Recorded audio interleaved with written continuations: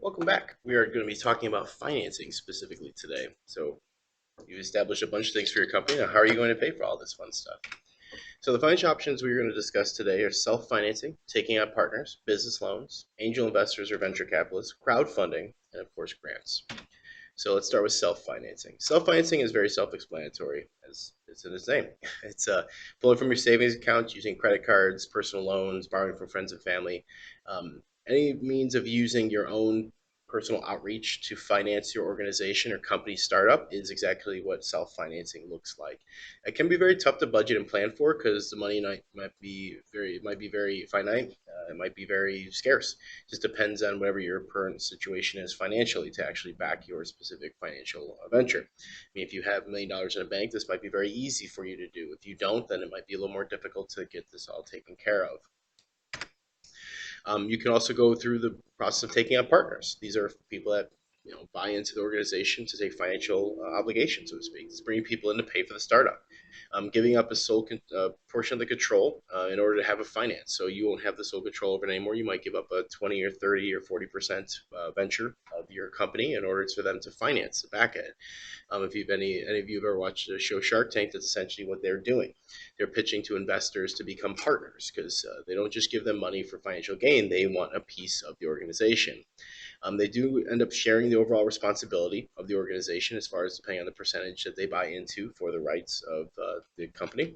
It can be tough to generate more investment capital because partnership agreements are binding contracts. So typically it's a set amount of dollar amount for a certain percentage of the organization, and that's that. It's just like a loan, so to speak, as far as except for the term limits. You give up 10% of your company for, let's say, $30,000, and that's the finite set right there. So if you need to get additional funding from that partner, you might have to do a completely different agreement or set up something different to monetize it. So that way it can be very tough to do that. Many times partners are not going to want to give in more capital because they're the ones that backed it in the first place.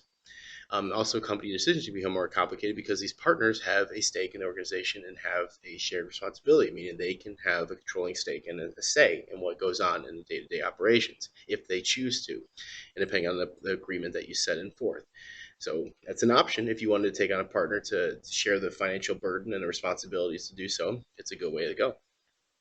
There's a business loan, which is a little more difficult to go by if you're doing especially a service-based type business. You can apply for small business or traditional loan to fund a business venture, but they are going to want to have and see a solid and an accurate business plan to go along with what you're trying to do.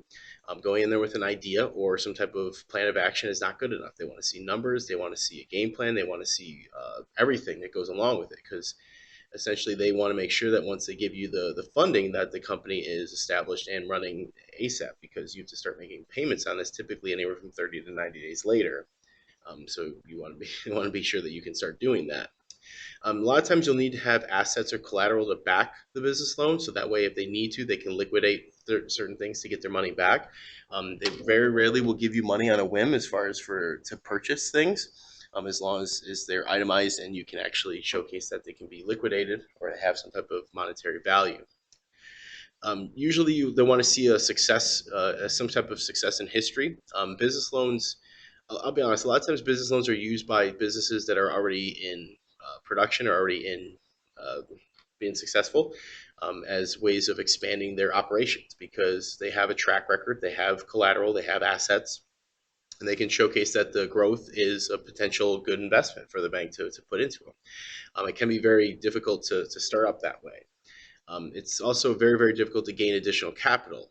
It's just like a car loan or a house loan. Like once the term limits are set as far as like the amount you can ask for and the interest rate and all that fun stuff, it's very hard to change the guidelines. They usually will give you a set amount that you can go to as far as like a cap, and then that's it. If you need to gain additional portions of that, it can be very, very difficult to do so. And if the loan is already set, they're not giving you additional funding. It's just during that initial negotiation or set period of time that they can actually make adjustments. They also don't care if you're successful or not. They just want to make sure that they can make money off the loan. That's the bank's operation job. There's an interest rate on the money, and that's why they want payments immediately. And they also want to make sure that they can liquidate any assets that you have to get the money back that they gave up in case you do fail.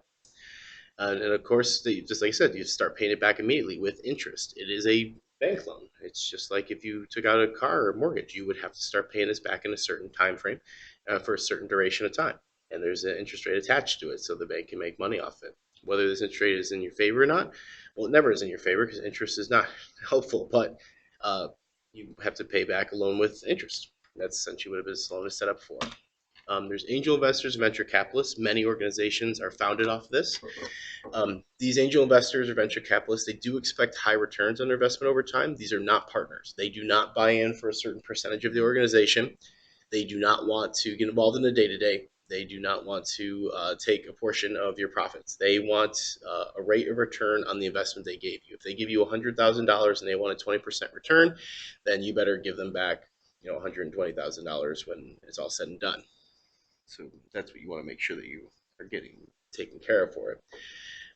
They give, they can have various numerous connections in the industry. Typically, angel investors or venture capitalists groups are well versed into specific industry areas, and with that, they'll have either vendor. I guess they just point you in the right direction. They might have good vendor contacts, manufacturing contacts. They might be able to cut costs for you here and there, but they typically will not get involved in day-to-day business operations. They will just point you in the right direction and help you get those networks and those connections that you need to. They are connected to your success though, because if the company was to fold, they're just out of their entire investment. I mean, that's what they're there for. They're there for a monetary gain on putting money into your organization. They don't own a percentage of the company, so they can't liquidate the assets or recoup some of the losses. It's a tangible, just set monetary amount. They gave you a set amount of dollars hoping for this type of return. And if it doesn't pan out, it doesn't pan out. If it goes better than that, it's great, but those are the limits that sets it. It's definitely very easy to ask, well, not easy, but it's easier to ask for additional funding from a venture capitalist group or an angel investor than it is from a bank, a partner, or your family, depending on your family, of course. Um, Typically, because they're linked to your success and their rate of return on their investment over time, they will be a little bit more inclined to give you an additional funding. If they gave you 100,000 for a 20% return, but you need additional 10, they're more inclined to give you the additional 10, but they still are going to want that same rate of return on the entirety of the money. So I mean, it's a lot easier of a decision because you don't have to go through a process, nor is it a set finite agreement that you have to abide by. It's simply a understanding, so to speak. Now, crowdfunding has become more popular since, of course, the internet ages, and there's many companies that have been funded through crowdfunding like Kickstarter, Indiegogo, etc. You can generate a lot of capital and buzz quickly through this process. I mean, it's a great marketing ploy. It showcases your product, gets people really excited and interested, can get pre-orders, and really showcase what your product and service can do. It spreads the investment over a large group, so no one group or one person can have like a really good high stake of investment into your organization. Everyone's evenly spread about. You'll typically want to establish some type of reward system for that is company friendly. So let's say they give them X amount of dollars, they'll get a certain percentage off the initial launch. They give a certain amount of dollars, they'll get a free one of the products when it comes out, etc. You'll just set like those limits, like $100 you get this, $10 you get this, $200 you get that, $500 you get that, etc. Now, a percentage can go toward the site. That's what you want to keep an eye on because a percentage of many of these crowdfunding sites will go towards the organization that's setting up the crowdfunding. So whether it's 5%, 3%, 10%, you want to make sure that you know that going in. Because if you need a hard $50,000 to get started, but you have to pay 10% back to the crowdfunding site, then you're essentially going to be short, the $5,000. So make sure that you keep that in mind. Also, read the fine print. A lot of these sites have awful contingencies if you don't meet your goal. Some of them will fold in the money back into the organization, or some of them will just send it back to the initial investors if you don't meet the goal that you were trying to reach as far as the funding option. So you just want to make sure that you put yourself in the right situation for it. I'm not a big fan of crowdfunding as your major source of funding or backing. Most companies already have some type of setup before they go during the crowdfunding phase for a very much larger launch. But you just make whatever decision is best for your company and you. Last but not least, grants. Grants are there. I will not say they're not, but they're a little bit more of a tougher contingency to go through. They can be helpful to fund your company, especially if you're a nonprofit or doing some type of organizational work or educational work. You might be able to find specific grants to help out there.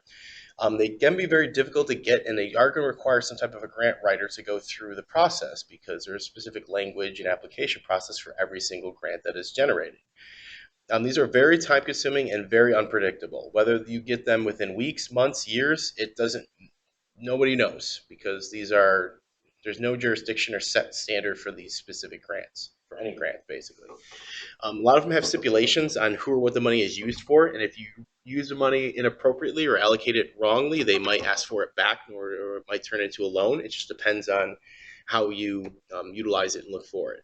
Also, make sure you read the fine print on it because some grants might ask you to give up the intellectual property or the IP of whatever your product or service is as well, which essentially means that you're not the actual owner anymore. You just are kind of running the show. So make sure you take a look at that as well. All right, and then now go through the process of building. So we went through the different methods that you could potentially finance, whether it's self-financing, partnerships, crowdfunding, angel investors, bank loans, or grants. You want to make the choice that's whatever is best fitting for you. So if you want to go really robust, angel investors might be a good option as far as asking for hundreds of thousands, if not millions of dollars to set up a very sophisticated company from the start.